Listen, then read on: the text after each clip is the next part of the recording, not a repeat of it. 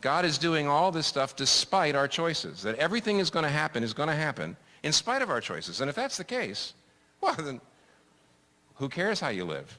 Who cares what you do? It's all going to happen, see?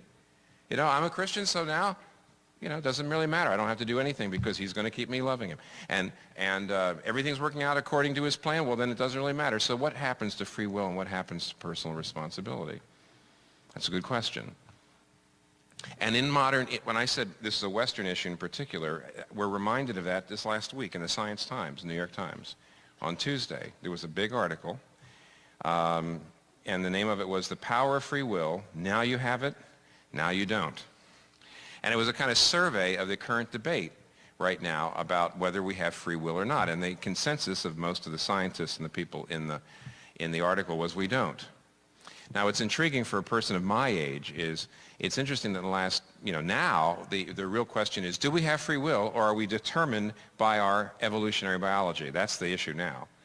See, the argument is that natural selection is what determines everything about us. So we think we're choosing to love someone or fall in love with someone. We think we're choosing that, but actually we're hardwired to do that, to pass on our, our genetic material, and that's just, so we don't really have free will. And so that's the debate. Do we have free will or not? Or are we hardwired by our biology? It's funny because 30 years ago when I was in college, the argument was a psychological one, not a biological one. The argument was a Freudian one, as it were. And that is, do we have free will or are we completely controlled by our unconscious urges or our past or things like that? But the thing you always see in all these debates in the West is it's either or. Either or. Either we have free will or everything is determined. Or put it this way, we believe either we have free will and we're responsible for our choices and our choices matter, and that means the future is open and undetermined.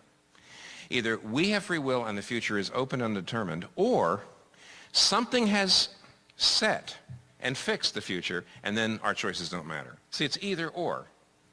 But in the Bible, it's never either or. Never. From the beginning to the end, in principle and in practice, it's always this. You are free and you're responsible and your choices matter and you're responsible for your choices and no one's forcing you to make those choices, and yet every single thing that happens as a result of those choices is working out exactly according to the plan of God. And it's not just that God foresees what you're going to do, but rather what you do fits in with the plan that he wants and the course that he wants history to take. I mean, there's so many examples I could give you. I'll just start with, I'll give you two. First of all, principle. Listen to these Proverbs. This is from Proverbs 16, verse 1. To man belongs the plans of the heart, but from the Lord comes the reply of the tongue.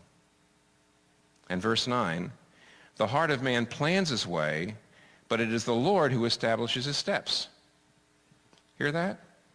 To you belong the plans of your heart, but what you do as a result of the plan comes from God. To you belongs your plans, but when you actually speak or act, that always fits in with God's plan, always. Now that's astounding. See, on the one hand it says, your plans, your choices belong to you. They're yours. They're not coerced. God is not doing it for you, and you can't say, I couldn't help it. They're yours. You are free. You are responsible. And yet, the result is always exactly what God wants. You say, how can that be? Well, that's because you're a Westerner, and it's always either or. Why does it have to be either or? Can't God? Isn't it possible that God could actually fix things and work things out and at the same time not violate your free will? Why couldn't God do that? Oh, I can't imagine how I could do it. No, of course you can't, but you're underqualified for this job of God. J.I. Packer puts it